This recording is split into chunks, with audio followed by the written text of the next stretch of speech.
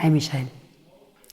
You've been traveling through Germany right now to present your book, UBUNTU.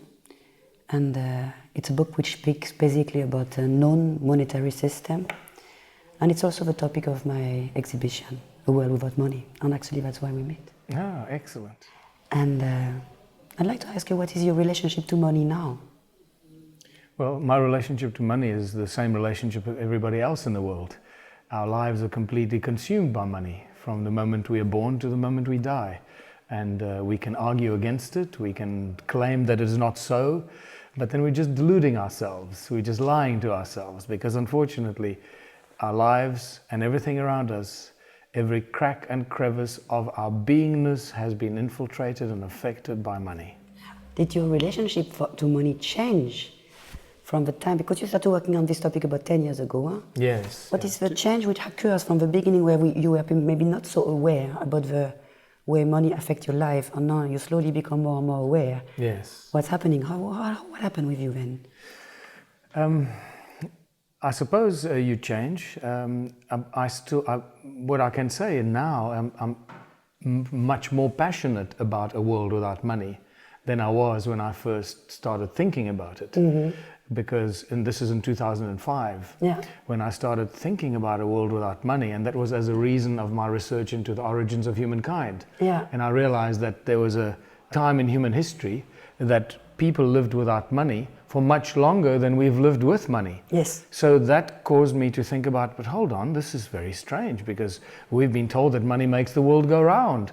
So if the people lived without money, then did the world not go round, or what happened? You know? Yeah. And I started to think, so how will this work? How will that work? So I was new to the concept of a world without money. I was investigating it. I was questioning it. I was wrestling with it and trying to figure out how would things work.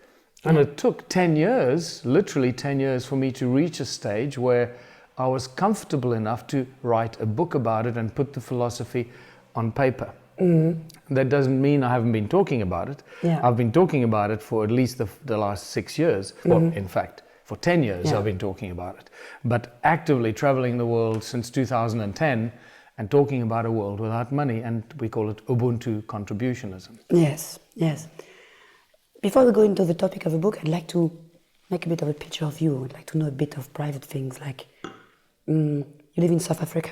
Yes. You're born there? No, I was born in the Czech Republic. Ah, are you Czech?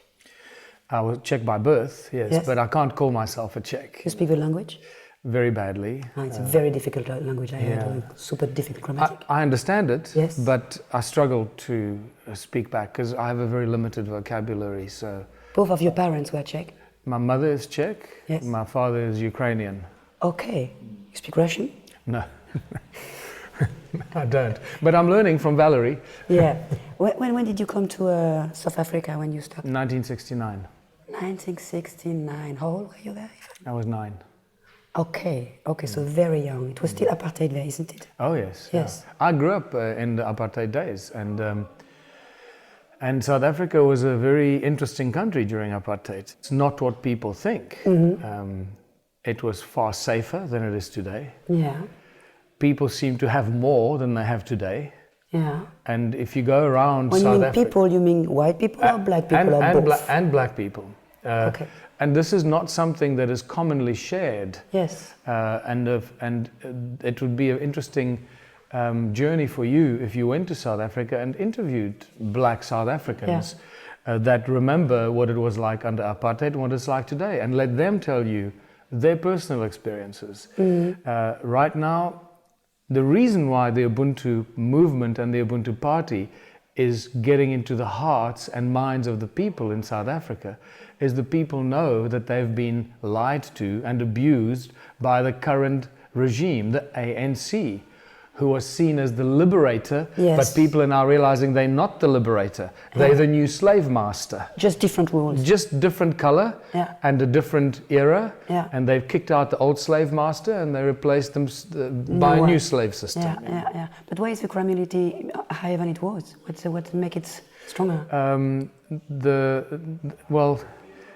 Understand that the ANC regime is completely controlled by the global banks. Yes. by the bankers, But the everywhere South the African same. Reserve Bank, like everywhere else. Yeah. And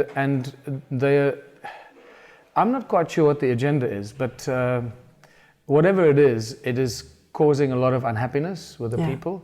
And finally, after 21 years of ANC abuse of the people, destroying all the infrastructure, Yeah. instead of using infrastructure to provide a better life for its people, the people are starting to realize that the ANC is not the savior. Yeah. And I know this with the UBUNTU Party in South Africa, because suddenly we're getting many ANC members joining the UBUNTU Party.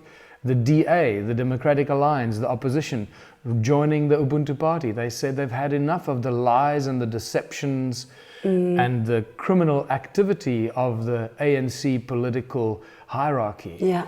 And it is very difficult to go anywhere in South Africa Yeah. and find people that are happy with the ANC. Yeah. And even until 2 years ago, that was still not the case. But today, pretty much everywhere you go, people tell you, you'll find a large number of the people that will tell you, a large percentage of the people that they tell you how much they dislike the ANC. Yeah. Yeah. So we'll see how this unfolds. Yeah. Yeah. So, how did you grow up? What were your parents doing, actually? It would be good to know. I grew up on the mines, South African mines, gold mine and platinum mines. Okay. My father is a mining engineer. Okay. So when he took the family to South Africa, he started to work on the mines and worked up his way quite quickly to a senior position because he was a mining engineer in Europe at that stage and had a good knowledge and a hard worker. And so I grew up on the mines, which was itself a very interesting experience. Yes. And I've got a feeling, in hindsight now, I suspect that my understanding of a world without money comes from my growing up on the mines. And the reason for that is that if you lived on the mine, everything was provided to you for free. Everything. Yes. Your But house. it was black people working there. Well, white and black people. Separated. Separated, of course, yes. So black people are working and white people are giving orders. Well, white people are also working, of course. My father was underground all the time. Yeah. No, they were both, all the people But how were do you underground. separate it then? I don't. Well, they separate them in where they live. White But they work together. They work together, but they live in different places. So they share, they carry the stuff together, but they live in one house and they live somewhere. But at the same time, they have the same sweat. Yes, absolutely. Yeah. So they were together. Everybody worked underground. Yeah. There was no separation then, Yeah. but you separated them. The people were separated where they lived. Yeah. So the migrant workers, and that's also, I mean, I write about this in my book. Yeah. The crimes that were committed by the corporations, the mining corporations. Now again, remember, this comes back to the corporation and the corporate control and so forth. But we'll talk about that later. So I grew up in the mining communities where everything was free. If you were white, and if you were black, if you were black, everything was different, obviously. you had to pay suddenly for your food or what? No, the migrant workers would get fed in the hostels that they stayed in. Okay. Okay, but the white communities, if you had a certain status on the mine, you would get a car, and the higher your status, the better the car. Okay, you would have a free house. You will have free electricity, free water. They would come and do your garden. Yeah. The sporting facilities for everyone on the mine, in the mining town, were free. And there were fantastic sporting facilities. Golf, tennis, squash, bowls, and you never paid for any of these sporting facilities. On Sundays, they would have free lunch for the people in the community. At the mine club, at the sports club, swimming pool was for free. Everything. So, and on Christmas, you would go and choose your Christmas present. And there was a big Christmas party. And everybody would get a free Christmas present. But this was only for the white? Only for the white people, yes. So, but that doesn't matter. That's not the point I'm trying to make. A point I'm trying to make is that when I left this community, I realized that people had to pay for everything. Yes. And I went, why? You have to pay to play golf? Why? Well, you have to pay to play tennis? You have to pay for petrol. You have to pay for all these things. I grew up when it was all free. As long as you worked on the mine, everything was free. And that, I think many years later, started to subconsciously create the foundation for a society where if everybody works together, you can have everything for free, with certain conditions. With certain conditions. Do you think you were, what were your attitude toward black people at this time? I was always the guy at school that was telling all my friends, and remember, I grew up in very conservative Afrikaans communities, and I was always the odd one out, saying that you can't discriminate against people, this is wrong, you know, we should all, everyone is equal, and I was always laughed at and said, you don't know what you're talking about, and all this, and the funny thing happened in 1976 during the Soweto riots, the famous Soweto riots, when the youth started to riot and stone the cars and burn down schools and so forth. We were riding on a bus on the day from the one town, from Randfontein to Western area. I went to school in Randfontein, an Afrikaans school, and the bus would take us from the school back to our town, where we would walk to our homes. And we were driving on the road, and I was sleeping against the window, and I was the only liberal child on the bus. Okay, and next thing, I woke up out of my sleep, and with a loud bang in my ear. And I looked at everyone, and I was confused in the bus, and they were all looking at me. And I looked left to the window, and I realized that a stone had hit the window and hit my head. And broke the window, and there was blood coming out of my head. I was the only liberal kid on the bus, and I was the one hit by the stone from the rioting black children throwing stones at the bus. That's just kind of bad luck. Interesting karma there, you know? Just to check. Yes, just to check, are you ready for this? Are you ready for that? And that obviously, that was pretty much the foundation for my outlook on humanity, on the fact that we're all equal. And I never let the political segregation change my mind or influence me in that way. And you know, I was involved in the music industry. I wrote a lot of songs, recorded a lot of songs in South Africa, and many of the songs dealt with those issues. You have been living on music in all the times? Yes. Did you mind your profession? I was a musician for 10 years of my life. And now you live on the... You can live from the project that you're organizing, or? Yeah, well, at the moment I live from the income of the sales of my books. From doing talks around the world, and from a little bit of donations that people make to the Ubuntu movement. So you can really fully concentrate your time on that's what I do. That's great. Let's go slowly to your book. I know it, but I will ask it anyway. What means Ubuntu? Ubuntu is an ancient African word, a philosophy that is known pretty much by all the African people, I would say below the equator. When you go above the equator, things change a bit. But below the equator, all African people know the word Ubuntu. It's an ancient philosophy of sharing and caring for the people in your community, treating them like members of your family. So in essence, I refer to it as unity within community, where everybody works for the greatest benefit of everyone in the community. Often the meaning that is ascribed to Ubuntu is, I am who I am because of who we all are. I read your book. I was very... I loved the first half a lot, because I'm doing a bit of the same way as you did, so I get busy with money already for a while, and studied how money was working. I had no idea before. Just had the feeling that money was the problem, and that alternative money would not help anybody, but the money was the problem. So that's why I came to your book at one point, and was very happy about the fundamentals, about the thing. I have no problem to imagine a world without money, but I know that it's difficult, that people are very rebellious about this idea, and I've been confronted to this already. A lot, with people saying it doesn't work because. And I know because they haven't thought about it.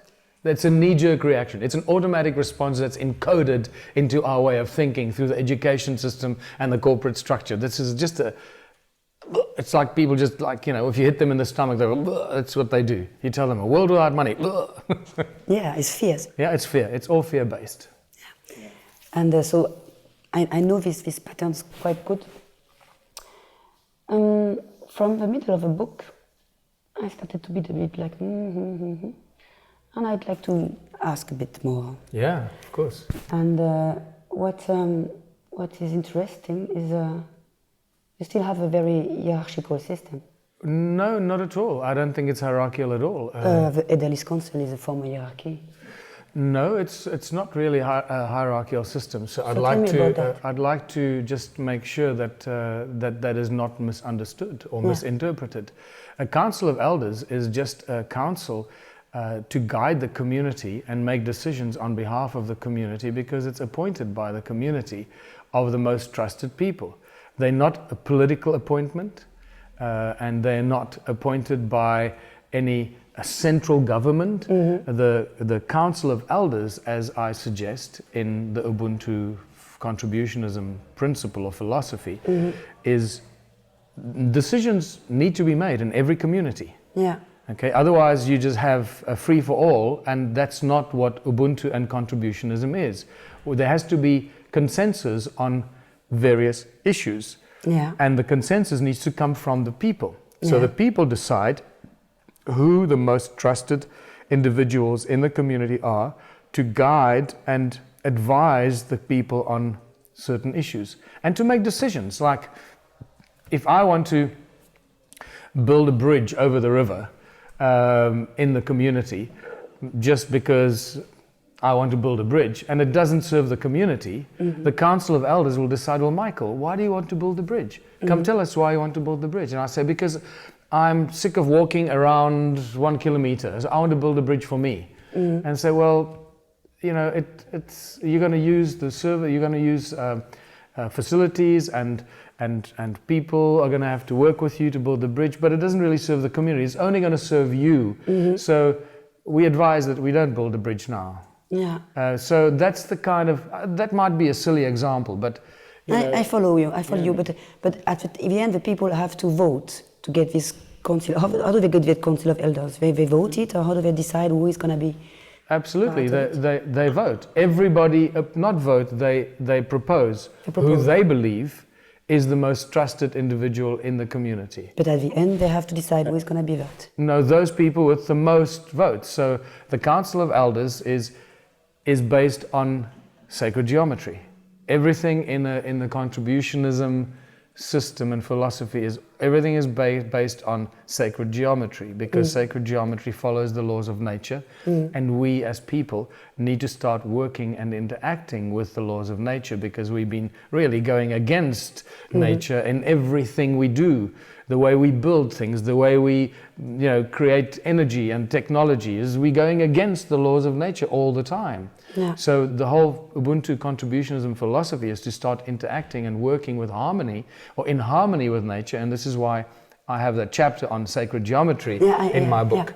So, the 12 disciples around Christ. That's the simple structure of sacred geometrical structure for the Council of Elders. Now, the council can change every day. If the people don't like somebody on the council, or if somebody on the council has done something that the people don't like, they can call a vote and say, we don't want you on the council anymore, we no longer trust you. But at the same time, the council is deciding. It has a lot of power. From what I could read in the book, it was always coming, so they had power, but who is doing what, who is living where. No, not at all. There was a lot of control. I felt it was... No, the council cannot decide where you can live. You live where you want. Yeah. But again, there's the communities that we're going to create under a contributionism philosophy will look very different from the towns we live in and communities we're living today. The buildings will look different. The materials we use will look different. The roads and structures will be different. The transport system will be different, because money is not going to restrict any of those activities. So we're jumping right into the deep end right now, because so the structure of our towns and communities will be completely different. The supply of electricity and energy will be very different. We will not have shopping malls. We're not going to have factories the way factories look today. So the Council of Elders does not decide where you can live. that's going to be decided by the community, and the community will decide which... so I don't decide where I live, but the community decide where I live? No. Again, you can decide where you live, but the community will decide which part of the town we're going to build houses. Yeah. Because that place is sensitive environmentally. This place is sensitive for the water. This place is sensitive for mudslides. So you will make the best decisions for the community where to build the dwellings for the people. And then you can choose where you want to live. What your house is going to look like. You will get the architect to design the house according to your needs. But the community is not going to allow you to build a 20-room mansion for yourself. They're going to say, you know, why do you need a 20-room mansion? You know, so, and you're not going to want a 20-room mansion because a 20-room mansion is a side effect of capitalism. Yeah. Okay, so in that society, people are not going to want 20-room mansions. But do we need this council at all? Why do we need that? Why do we need that? It's a very good question. And as this unfolds, and as our consciousness rises, and people become more conscious and more living in more harmoniously with the environment and with each other, the concept of the tribal council or the council of elders will change completely. Could go. And this is why I call this a living plan. The plan and the foundation is a living organism itself. It changes with time. And it is a self-correcting system. That's why I call it it will always correct itself for the best outcome and the needs of the whole community. So if the community at one stage decides we don't need a council of elders, the council of elders will be dissolved. Do you think that all communities should start with a council of elders, or some communities just say, no, we don't need that, we go directly on consensus between people and we discuss together? It's up to the communities. I would recommend that they start with a council of elders, because this is an ancient form of making decisions for the community. It's a form which has been tested. Yes. It's been tested for thousands of years before they had money. Remember, communities, and in Africa they still exist. You know, also with 12 people on one central person? It's not necessarily always like that.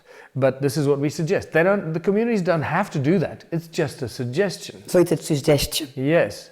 Create your council of elders based on this. If you create your council of elders based on sacred geometry, they will be more harmonious. There will be less arguing and squabbling and, you know, and conflict within the council. We have now for society a society where the pyramidal system, the hierarchy system, bring a lot of injustices, so criminalities and manipulations and conspiracies and whatever what, and at the end wars. And if you have a hierarchy, and a council is a hierarchy form, even if you can change the people, it is at this moment. How do you want to be sure that it's not going to be abused from a few people? First of all the negative things you mentioned are a consequence of money. Not because of the hierarchy. It's also power. Well, money creates power. In a society without money, nobody can extort money from you and or ask you to, hey, why don't you go and rob that bank for me? And if you or kidnap this person and I'll give you $1 million. If money doesn't exist, most, if not all, crime disappears virtually overnight. But listen, human factors, it's not going to change when the money is gone. People will still have, he has the best girls of the village, or you know what I mean? So there will always have rivalry between people. And I ask you, if you don't see a little bit of a danger that through this still hierarchy for the council, it can lead to some power abuse. Not at all. I call it a guiding council, not a hierarchy at all. Yeah. Because they're all equal in there. And but it's one person on 12, so this one is more than the 12. No. Why is one on 12? The one is a spokesperson. They all decide together and the one speaks on behalf of the 12. Otherwise you have 12 people speaking at the same time. So one people has to, the decision that the council makes will be communicated to the people by the one person that's the spokesperson for the council. Okay. So, but otherwise they make decisions. And remember that the community will write new laws. Mm-hmm. Every community will write their own laws. They'll have their own legal structure. Mm-hmm. And that legal structure has to be implemented by somebody. Mm-hmm. So it is really important to have a body that represents the will of the people. Otherwise you have a free-for-all and it's like the Wild West. Do you want to create have so unity. little trust in people that you think it's going to be Wild West? No, I've got all the trust in the people. Okay. But I have very little trust in the people in the current system. And unfortunately, to go from where we are today to a world without money, Yes. where people live beautiful lives, Yes. expressing their God-given talents and expressing their gift for life and sharing their gifts and talents with everybody in their community, there has to be a few stages of transition. Now, those few stages need to be somehow managed and guided towards that beautiful outcome. So, in a world without money, it is virtually impossible. And there may be ways that I haven't figured out yet. Yeah. Maybe you're more devious than me, but I haven't figured out yet how you can try and corrupt me in a world without money, because I have everything I want. I can do anything I want, eat whatever food I want. I can choose to live where I want. I can leave this community and move up into the mountains and join another community and have a new house built out of logs instead of bricks. I can choose whatever I want within the structures of the communities that I choose to live in. So there's nothing you can offer me that I don't already have or that I can't get. Only money corrupts. Money is the foundation and absolute tool of all our problems. Okay. This is why, I must tell you, this is why when money was created, it has been and remains the most spectacular invention of control by the global elite. It's unbelievably brilliant in its enslavement technique. Of course, of course. Okay, I'd like to ask you something which was a bit, I don't know exactly what you meant, maybe I got it wrong. For me, the idea of getting rid of money is basically the idea to stop counting. Stop counting. Stop counting what you do, what I do, and whatever. That's the basic idea, what I see. So instead of, I see it like a soup. It's the symbol of the exhibition that I'm working on. Yeah. So you put what you can in the soup, and you eat what you can and what you want, basically, from the soup. And nobody is gonna count how much you put in the soup. Yeah. Maybe this year you have a lot, and next year you have nothing. Doesn't matter. Or maybe you just eat from the soup, and it doesn't matter because the soup is big enough. So we don't care. Even if you never do anything, it doesn't matter. And somebody is super active and loves to do it, and is bringing things every day, but it doesn't eat so much because after a while he had enough. So it's just the idea of a soup. You give what you want, you take what you want, and it should be fine. What I'd like to ask you is that you speak about the fact, I don't know if it's only in the transition time or if it's a basic idea, that people should give 3 hours. I don't know if it's per days or per week. Yeah, this is changing all the time. Yeah, it was sometimes 3 hours per week, sometimes per day. I forgot it. You know, I'll tell you why it's changing. Now, even when I was writing the Ubuntu philosophy book, you've been changing. I forgot, or I didn't think about the impact of what people do. Yeah. So let's just unpack this for the people that are going to be it's viewing. written somewhere 3 hours and something. 3 hours per day of what you love to do. Yeah. And then 3 hours a week in one of the community projects. Yes, something like that. Yeah. So, but now let's first, only later, only a year after just recently, I started to realize that a community project, if you're a shoemaker, right? And there'll be many shoemakers in the town, because if you got a town of 1,000 or 5,000 people, people are going to need more shoes and different kinds of shoes and fix the shoes and so forth. So shoemaking is also going to become a community project. Yeah. Because the master shoemaker will have lots of people helping him or her to make shoes and to fix shoes and so forth. So many of the things that people love to do, like if you love to play the piano and you're a brilliant piano player and you can be a teacher and the community wants you to be a teacher for the community, then playing the piano or fixing the instruments or tuning the piano and looking after the music school will be part of the community project as well. So what I realized is that you don't even need to contribute 3 hours a day towards your chosen gift. But the most critical thing is that everybody contributes 3 hours a week towards one of the community projects. Okay. And that actually clears up a lot of misunderstanding and perception of, but you didn't work for 3 hours, because that doesn't even come into because play. First, basically, I think we're working, all of us, like 70 hours per week. Exactly. And it would not change a bit if there would be money or no money for my life. Because I do exactly what I want. If you love what you're doing, so nothing is going to stop you.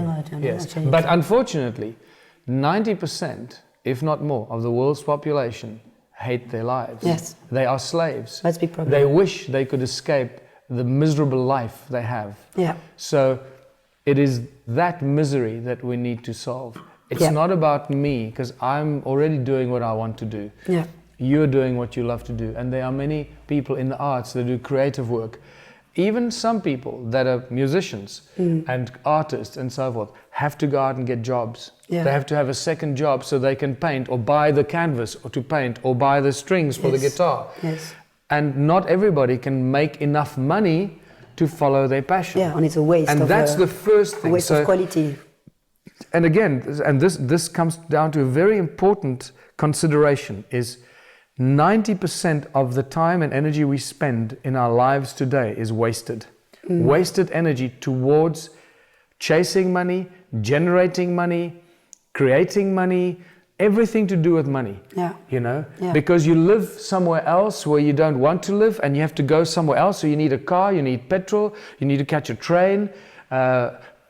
Because if you didn't have money, you would not live there, you would live somewhere else. So even the transport will change. Everything changes when you take money out of the system. So 90% of the time and energy we spend is wasted. Yeah. Can you imagine how much more how much more we will create, and how much more time we will have if you don't have to worry about survival, about food, about electricity, about water, about your furniture, about clothes, shoes, where everything is in your community available to you, how much more productive you will be, and everyone in your community will be, and how much you will achieve. We cannot imagine right now in the capitalistic system, we cannot imagine how much abundance we will create. Yeah. And I must also tell you is that a contributionism community, or the philosophy of contributionism, is not a self-sustaining community. Yeah. Very important. There is a community of abundance. The model for Ubuntu contributionism community is that we create 3 times as much as we need for our community, not just enough for us to survive. Yeah. So it is a very strategically and scientifically worked out model. So when we have our community, say over 1,000 people, we will work out. And this is where the strategists and the farmers and the planners come in. And you use their skills and their knowledge and their ability. How much maize do we need to feed 1,000 people for a year? And then we don't plant that amount of maize, we plant 3 times as much maize. So that when we finish the 1/3, when the community uses the 1/3, we have 2/3 left, which are made available to people outside of our communities. Yeah. That is very critical in the transitional plan. Okay. Maybe that didn't come across strongly enough in the book to you, but this is critical. This is the one very important aspect that I teach people about in my lectures. Because when you start setting up... Actually, 2/3 extras is a kind of exchange to get some other values. Yes. So it's like money, but it's nice. And in the beginning stages, it is money. It is money, yeah. So in the beginning, and I propose that to take existing communities, don't buy a piece of land and start building homes and all that. It's unnecessary. Why? There are already communities and towns and villages. The homes are there, the pipes are there, the electricity is there, everything is there. You don't need to start from scratch. Yeah. Just change the way the community works and interacts with each other. It's yes, a lot in more communities, difficult. they want to live in different kind of buildings. They are having like one room where all the washing machines are, and they don't want to have like separate houses but live in a big house. And so they want to have these places where they all eat together, like 80 people in one room. You don't have this in normal flats. Yeah, so let me define the word community. All When right. I say community, is a town or a village All right. or a city. Okay. Okay, it's not a commune. Yes. It's a community. All right. It's a town. Let's call it a town, okay, or a Okay. village. Yeah. Where people already live in houses. They are But separated farmers. from each Yeah, other. yes, they live in towns. So Yes. that's a community of people. Okay, and so it's much easier to take the people in this town and get them to work together to create all the things they need, the food, the whatever they need. Yeah, but the advantage when you put the people in bigger spaces, like in this typical German community stuff, is that you can have a library inside the house, you can have a room for playing games or just relax, and you have a billiard table and ping pong stuff. It's all in the house, the kids are running around, everybody.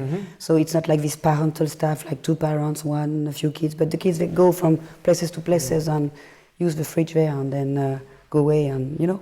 So it gives a lot of advantage also, and people feel very much like this feeling of togetherness. Yes. And So of course, when the houses are separated because it's a village which is already existing, then suddenly you're gonna need to know where do we put this stupid washing machine, you know, by example, to make it simple. So okay, we're gonna have 5 houses for 1 machine, and how do we do that? So at the end, you started again to be like this very separated.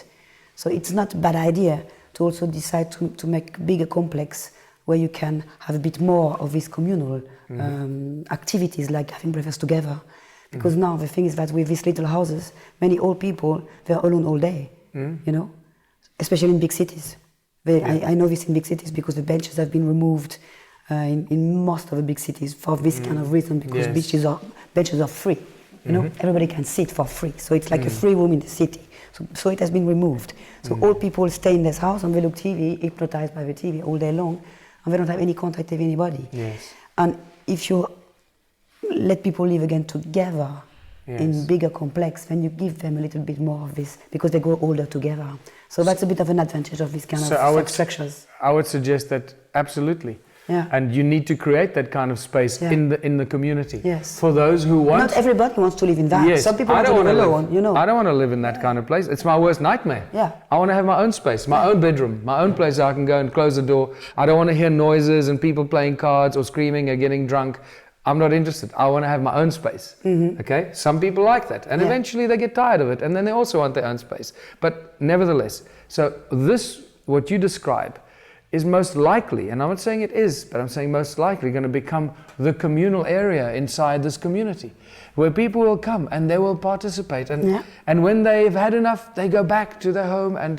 But at least this is where today you don't have it, because nobody provides this communal space, right? The governments and the municipalities are shutting those spaces down. It's being missed. Yes. So we will recreate that space so everybody can come and participate, interact, share ideas and all that, and get excited. But at the same time, this will already start happening in the community projects. Yes. Because the people will work 3 hours a week in a community project.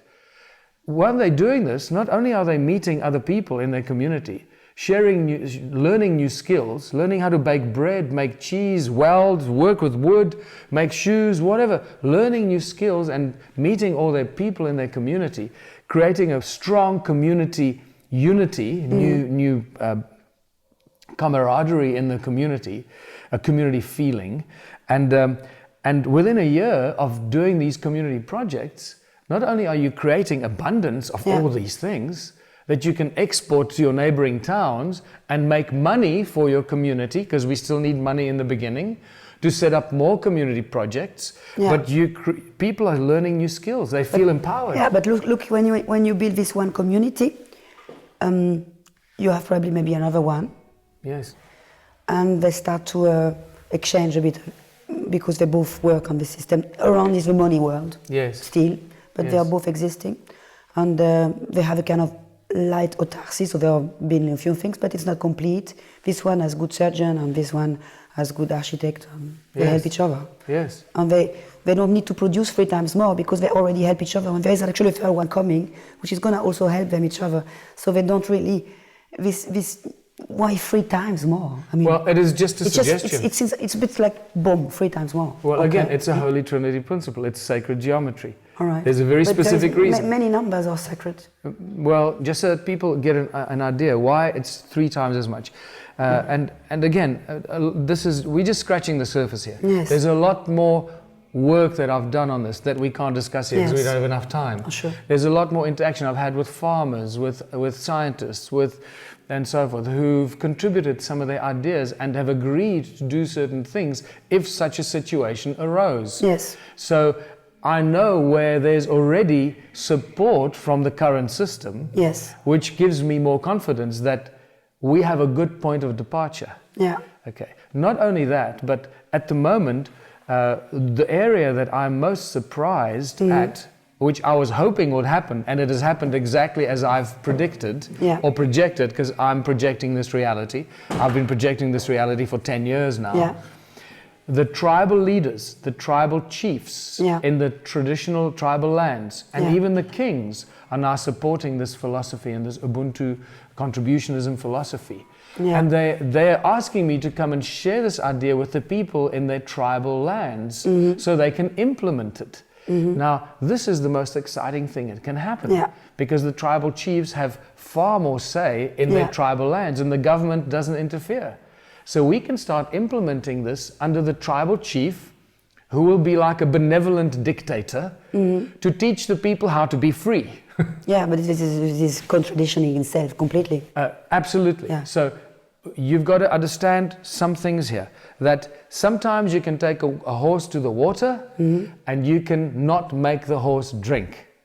Okay, now I don't want to sound like a dictator here, but you know from your own experience, you can give the people on the street, you can stand on the street outside and you can hand out money to the people. 50% or more of the people who walk past you, they will not take the money. They think there's a trick. What are you doing? The people are just so untrusting. You can take them to the water, but they will not drink the water. You can offer them the money, but they will not take the money. It's just a silly example.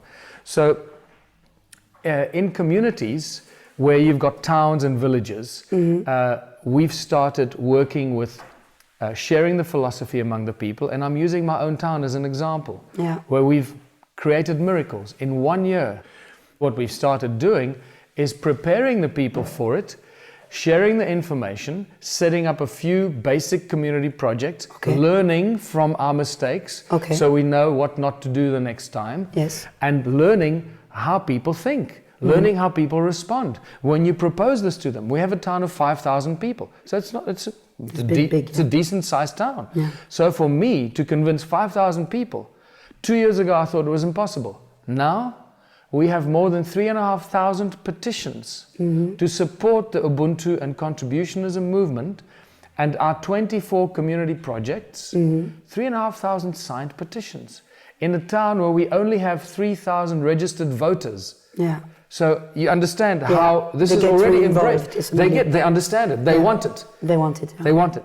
So now we already have the people on our side. They're thinking about what we're proposing. So when it comes to the elections next year, we will most likely win the election. Okay, and then you experiment it on this one time. Yes, and then we can implement these philosophies from a political side down. So we build it up from the ground, share the philosophy with the people on the ground, and then we implement it from the political side down. That's just one way of doing it. And this is why it is so important to have a political party active as well, and not just as a philosophy among the people on the ground. What is your role in this party? I started the party. Okay. I'm the leader of the party. And the founder of the party. All right. So we started the UBUNTU Party in 2010. Okay. Specifically for the reason that I realized that we were going to be doing things that could be seen as real antagonistic towards the government. And I'm going to be saying things that in some countries and under certain conditions, I could be tried for treason. Okay. Yeah, eventually, yes. Yes. So if you put it on a political platform and the manifesto of the political party is to close down the Reserve Bank, trial the bankers, and replace the banking system with a people's bank, I can say it as a politician on a political platform. They can't put me in jail for that. But if I was trying to undermine the economic stability of the country, they can just kill you. They can throw me in jail and say you're committing treason. They would kill you, better. Well, I think the consciousness has changed as well. Right. And Yeah. there's the reason why people are no longer being killed left, right and center is because there's a shift in consciousness. And also on the higher realms, in the spiritual realms, if you want to call it that, there's stuff going on that we're not aware of. They could also try to corrupt you. They could also try to corrupt Did they try already? They know I'm uncorruptible. All right. They know it very well. Okay, okay. So what's your biggest motivation to do it? What is your deep motivation? Because I feel that humanity, like myself, I'm part of humanity. Yes. All of us have been abused, lied to, mistreated, tortured, imprisoned, enslaved on our own planet. Yeah. And because I've somehow come to the point of realizing this, understanding it, I want to share this knowledge and information with my other fellow human beings. And somehow I've landed in a situation where I have the ability and the skills to write it down in a book. And a philosophy that seems to resonate with the people. It's not my philosophy. I got the philosophy from somewhere else. It's in the morphogenetic field. Okay. You know, our ideas don't come from our brains, they're out there, right? You know, Leonardo da Vinci got all these ideas from Nikola Tesla. Okay. Nikola Tesla got his ideas from somewhere.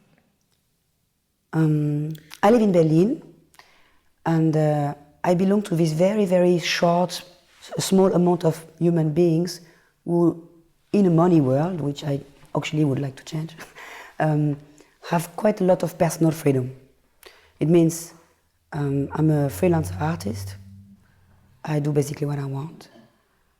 And I know that there are governments which are actually controlling me, whether I want it or not, but I can escape quite very well the things that I still do what I want. So, but it's a very, very small amount of human beings having this privilege. Absolutely. Most of the people don't have this privilege. They're just like, you work or you die. That's it. So that's why I also think it's very necessary to change the system, and that's also why I here with you.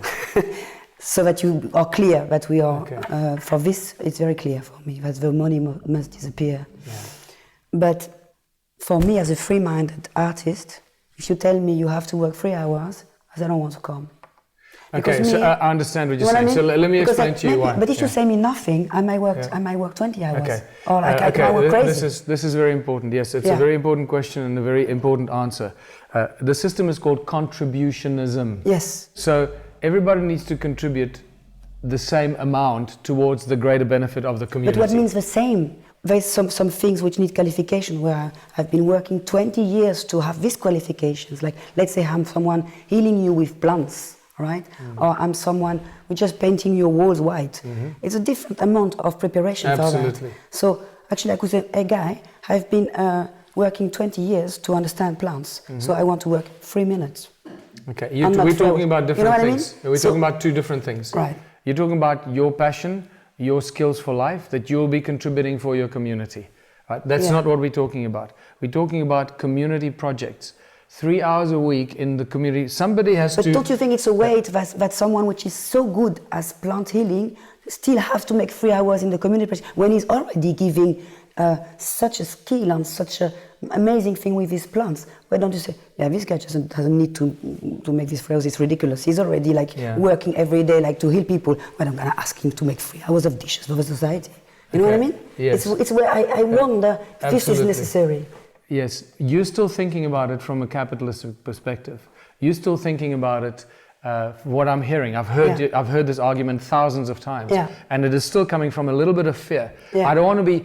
I'm fearful of someone forcing me to do something. Yeah, I don't want to be forced to Exactly. anything. I'm not forcing anyone, or the system doesn't force anyone. Yeah. And again, the Council of Elders and the community will decide how this will work. Again, the 3 hours a week is just a suggestion to create a foundation of some sort of cooperation between the people in that community. If you don't like that, then go find another community or start another community. All right. So you would probably be a great candidate, or an example, you will probably want to start your own community over there and have a totally different structure based on how you believe this should work. And you will attract the kind of people that think like you and most likely be successful. And nobody should be allowed to undermine what you're doing with your community. Okay, because So it's a suggestion. It's a suggestion, but remember, let's think about the world today. Yeah. Still need to build bridges. Yeah. have the technology, have a metal factory, a wood factory, or whatever it is, a milk, a dairy, a bakery, all these things. And these are community projects that feed the community. Farming, whatever it is, that are things that the community needs. Healing, the hospital, absolutely. People need to go and work for 3 hours a week in the hospital to help the people in the hospital. And next week they're going to work in the bakery for 3 hours a week. So it's not taking away from what you want to do. It's actually adding to your life by you want to help the community. You want to contribute to your community. You don't want to be sitting with your plants and healing people all day, 24 hours a day. You're not going to do that in any case. You're going to want to take a break. And when you take a break, you're going to go play netball or basketball or rugby or cricket or golf or ride horses or catch butterflies, whatever it is you want to do. But 3 hours a week, you will be required to do something for your community that is not what you normally do. And it is that little bit that people do that will create the cohesiveness and the unity within the community. All right. That is the glue within the community. That's what keeps the people excited, because they're learning new things. They go and work in the hospital and find things that they didn't even know exist. But you don't need to force me. I could also do this anyway. You don't need to impose me 3 hours. I could do this anyway. I'm always ready to do new things. Absolutely. You know? So that's why you will probably want to do it for more than 3 hours a week. But there has to be. I would be ready to do it for more than 3 hours a week. But if you tell me that I have to do it 3 hours a week, I'm gonna try to make it 2 hours and a half. Remember, you have chosen to be in this community. No one has forced you to be in this community. So you will be in this community because you love it. You love the way it works, the way it interacts. You love the structure that is set up for its abundance. You're not going to be there because you decide they're a bunch of assholes and you want to cause trouble in the community. But if that's what you do, they will kick you out. Yeah, sure. But if you want to do this on a town of 5,000 people, it means that on these 5,000 people, everybody which is not accepting authority. But there is no authority. You're still stuck. You're stuck on the authority. You're stuck on the 3 hours a week. For some reason, it is really getting up your spine. And that is the least problem that you will find. It was just an example, because there were many, many things in the book which actually make me think dictatorship. Sorry. It is very far from dictatorship. It is by agreement.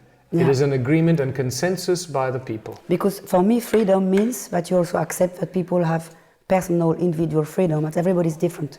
And that people actually, in all kind of community, what they would like is to be part of the development of it, and part of the development of maybe even some rules, but they decided the rules together. You've just actually given the answer in your statement. The townspeople will decide how it's going to work. Right? There is no dictator that's going to stand there, but it has to be a consensus, because if you don't have a community working together and providing the cornerstone needs, the food, the water, the shelter, the healthcare, if you don't have the cornerstone foundations of that community, then you don't really have a community. You have a bunch of individuals living in proximity, and that is not a community. Does it mean that you think that people would not like to do some kind of task if it's not imposed? Absolutely, yes. Which kind of activities? Working on the sewage farm. Somebody needs to deal with the sewage farm. Somebody needs to deal with that. Somebody needs to pick up the rubbish in the street. Somebody needs to,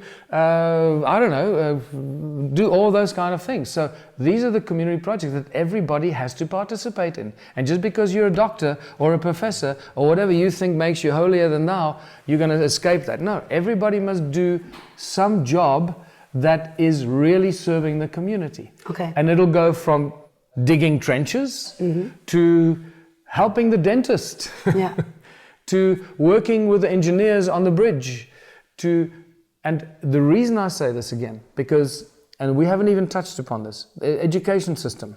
The education system in a contribution let's back, because it's a very important point, I think. The community projects actually make up part of the education system in this new world without money. I saw it many times in my life, that there will be always someone wanting to bring rubbish down. And the reason why is that if I live in a community, let's say I'm not very intelligent, not this kind of making studies to become a doctor. But I'm strong. My nose is not so good. And, and I'm in a community where people support me. Yeah. They feed me, they give me shelter. I feel really like, wow. Yes, and no one looks down on you. No one looks down on me. Yes, exactly. And then I say, can I bring the dishes down, yes. the rubbish down? I want yes. to do this job. Absolutely. And so, do you really think you need to impose this because you don't think there will be someone saying, I want to bring the rubbish down because I want to participate, I want to be part of the staff? So actually, yes. the question is, it would personally make me a little bit like, yeah, they want to force me to do something, so I don't like it. So why is this 3 hours for you so necessary? Yeah, it's, the 3 hours it's not really about the 3 hours a week. It's actually, we're talking about different stages of evolution here, from here to there. Yeah. How do we get from where we are in this crazy, horrible world to a world of abundance and bliss and living in paradise, right? And we're going to go through certain phases. Now, one of the frequently asked questions around the world, out of millions of problems we have in different countries and millions of problems we face, there seem to be 13 frequently asked questions. Okay. And I find that fascinating. And one of them pertains to doing the ugly jobs. And people ask, well, who's going to shovel the crap? But right? that's actually not a problem. It's not a problem, but this is why I want to bring it up. Yeah. Because you already gave us the solution. Yeah. You proposed a solution. And the answer to that is, who's going to shovel the crap? The one who can. The one who, not only the one who can, the one who wants to. Yeah. The one who is challenged by it. Yeah. So, but remember, again, in a world without money, and this is the point of departure we have to keep reminding ourselves of. In a world without money, everything will change. The technology around the crap that humans produce will change. I suggest kids we're gonna program Android to take care of that problem. Yes, but not only that, it's by the time that the houses and the homes we live in, by the time the sewage leaves the house, it's going to be converted into energy that probably powers your house. It's going to be converted into fertilizer for your garden and so forth. But the answer to that is actually even more spectacular, which you already proposed, is that for every human being, there are as many choices in life as there are people. Yeah. Okay, and for every young Michelangelo or Leonardo da Vinci, there is a young crazy scientist who is excited by the problem of sewage. Yes. And they will want to find solutions to the crap in our lives. And they'll wake up in the morning wondering how they're going to solve this problem or that problem. So the answer to that is that, either everybody is going to shovel the crap because we're going to decide to do that together, or those people that have chosen to do it because they love to find the solutions will do it for us. But the 3 hours a week is really a method to get the people in divided towns and communities to start working together on the basic and needs for the community right now. The community projects are the founding cornerstones to convert capitalistic towns of division and competition into towns uniting people working together in cooperation. So that's what the community projects are there for. And the electricity issue is a very critical and possibly a very important key in uniting people. And I've been a strong proponent of free electricity and alternative electricity, as you may know. I speak to many scientists and many inventors that have created free electricity, alternative electricity. I've seen it work. I know it exists. It's not a theory. It's out there, and there are millions of inventors that have alternative forms of electricity and energy. All that will be implemented because money is no longer going to be a problem. So of course a huge that changes everything in our lives, right? So, but right now, in my town, this is the plan of action. And this is getting the people on our side and helping us to win the next election because of the following promises that we're making to the people. He says, we will implement free electricity for the town.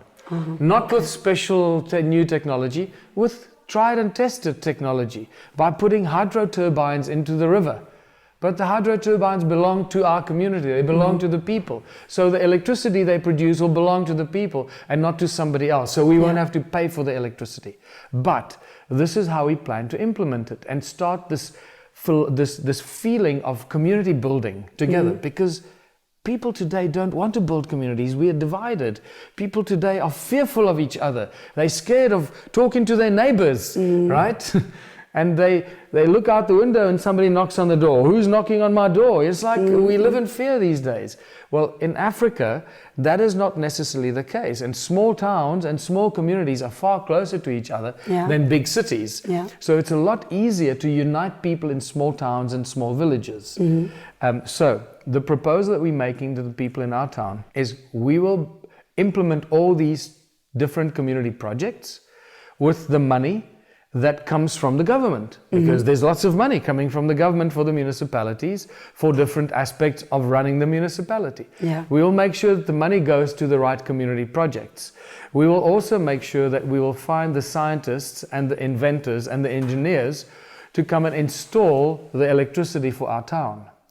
Everybody will get electricity at 50% of the cost they're paying now. Okay. But in return for 50% of the electricity, they have to work for 3 hours a week in one of the community projects. The choice is yours. You can say, screw you, I'm not doing it.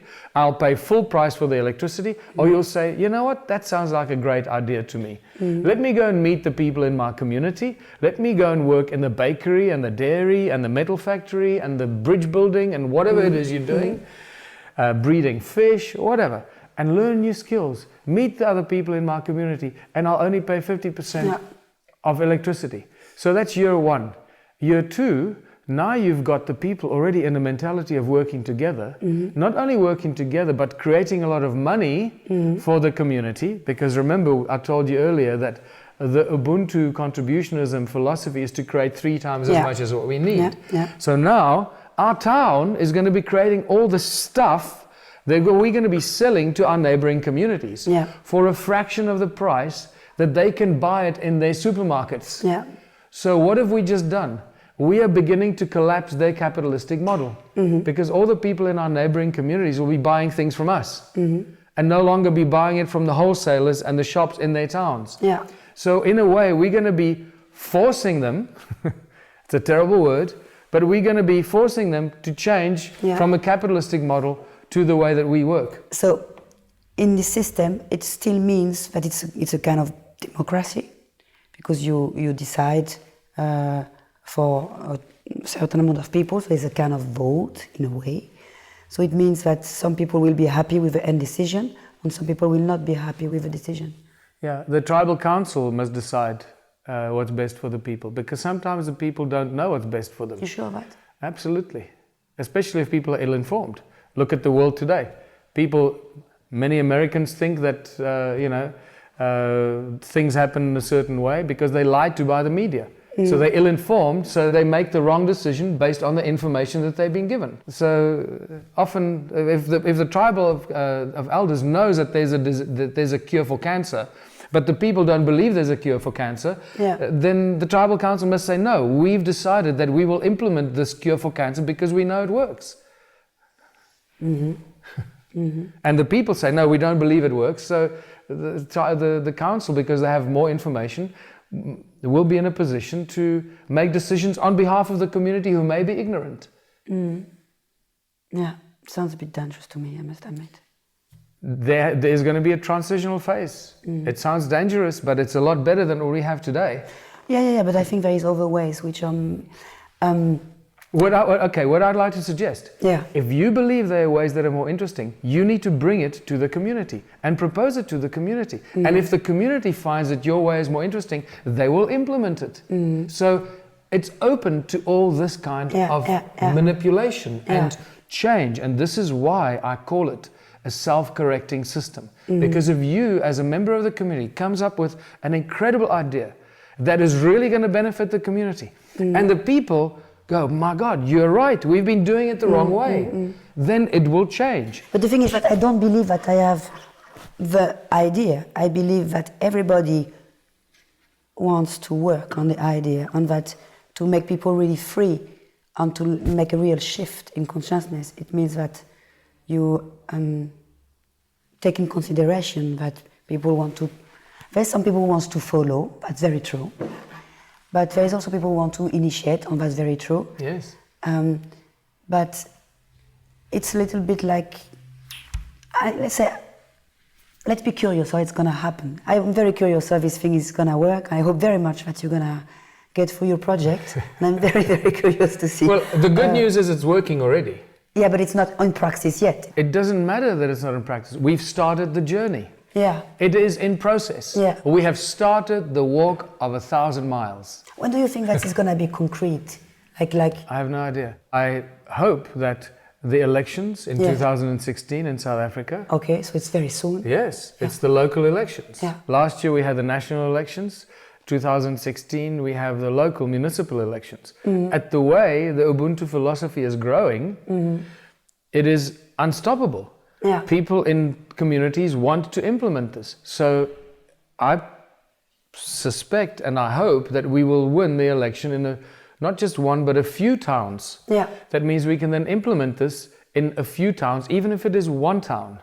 And we implement this in our town and start creating abundance for the people. Yes. Liberate people from their slavery. Give them a real sense of moving forward very quickly. What will happen is that the mayor, which will probably be me, the mayor will get full support of the people. Yeah. Right now the mayor has zero support of the people. Yeah. He's a real dictator. Yeah. Now we have a dictator. There's no doubt about it. They're doing what they want against the will of the people every day of our lives. They're doing things that nobody wants. Yeah. The moment we change that, if you have full support of the people, nobody will overthrow that municipality. Nobody will vote me out because I'm voted for by the people. So we will continue the success story until it molds and changes, because we will move with the needs of the people. So the moment we do this and implement this from a political level down, because we have the support on the ground, we're meeting from two sides. Once we start implementing this, it will start affecting all the neighboring communities and the neighboring towns. They'll look at us and say, we want what they've got. Yeah. And they will force their mayor to resign. They will force a by-election. They will force something that will bring this into action, because they will want what we have created. To finish, right now we have a lot of people working on projects where there is no money. They call it Schenk economy, by example, in German, which is giving economy. They call it Terra Nova in Portugal. There is many different people working on this idea. Some in the praxis, which is for me the most interesting, because they are confronted with the reality. Some in the theory, which is also interesting because they have a different view on things. But it's like many different. So in your vision, do you think everybody should have the same style, or you can deal with the fact that actually Ubuntu will be only in this part of the planet, and in others there is others, but they just work together and they just not compete with another? Yeah, I have no idea how this will unfold. I don't know. Yeah. I have an idea in my mind, the kind of community that I would like to live in. And it seems my idea of the kind of community I would like to live in, being absolutely free, to express my natural talents, to paint or play music or sculpture or work in the garden or help the farmers or work on the sewage plant. Yeah, but these premises they all have. We all currently have seen. And I believe that most people want the same thing. Yeah. They want to be happy. Yeah. They want to be free. They want to express their natural talents in a community where they feel comfortable and they resonate, supported by their community members, and they resonate with the people around them. Yeah. So what will possibly happen is you'll find some communities will have more artists living in them. Yeah, cultural differences. Yes. Some communities will have more crazy scientists living there. Yeah. I don't know how this will morph. Yeah. But personally, I think even crazy artists or creative artists and crazy scientists also like a change of scenery. They want to go to the theatre and not always work with crazy scientists. You don't have to force them. Yeah, exactly. For that. So I don't know whether that's going to actually happen, because I think communities will be very diverse. They will have far more diversity than we see today, because money is not going to restrict the diversity. And in fact, that is one of the fundamental sort of philosophies that I share in the book, saying that Ubuntu or contributionism is actually a minority-driven philosophy, not a majority-driven philosophy, because there are many more minorities than there are majorities. Understand? Every group, every interest group is a minority group. It could be the guys that look after the butterflies, or the guys that make sure this one species of plant is protected. And so that's a minority of people, but they will get all the support they need from the community and the Council of Elders. It's the job of the Council of Elders to ensure that the minorities are protected, that the minorities get everything they need from the scientists, to make sure that they protect the butterflies, or that they save that mountain from whatever it is they need to save it from. You know what I mean? So it is a minority-driven philosophy, because all minorities will be given everything they need for the greatest benefit of the entire community. So majority rule is just a dictatorship. Exactly. Democracy is the most sugar-coated poison pill that we've ever been given to swallow. Democracy is the most evil thing that has been given to humanity. You know, it 49 people. 51 people tell 49 people what to do. You know, you got to be kidding me. You know, really? Okay. So, thank you very much, Michel. It was very interesting to speak with you. Lovely. Thank you for challenging me on some of these issues. I really hope it's going to work.